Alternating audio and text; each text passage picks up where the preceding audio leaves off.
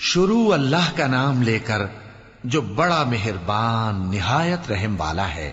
جو لوگ کافر ہیں یعنی اہل کتاب اور مشرک، وہ کفر سے باز رہنے والے نہ تھے یہاں تک کہ ان کے پاس کھلی دلیل آ جائے، یعنی اللہ کا ایک پیغمبر جو پاک اوراق پڑھ کر سناتا ہے جن میں مستحکم آیتیں لکھی ہوئی ہیں، اور اہل کتاب جو فرقوں میں بٹے ہیں تو دلیل واضح کے آنے کے بعد ہی بٹے ہیں، حالانکہ ان کو حکم تو یہی ہوا تھا کہ اللہ کی عبادت کریں، اطاعت کو اسی کے لیے خالص کرتے ہوئے یکسو ہو کر، اور نماز قائم کریں اور زکوٰۃ دیں، اور یہی مضبوط اصولوں والا دین ہے۔ جو لوگ کافر ہیں یعنی اہل کتاب اور مشرک، وہ دوزخ کی آگ میں پڑیں گے اور ہمیشہ اسی میں رہیں گے۔ یہ لوگ سب مخلوق سے زیادہ برے ہیں۔ بے شک جو لوگ ایمان لائے اور نیک عمل کرتے رہے وہ تمام خلقت سے بہتر ہیں۔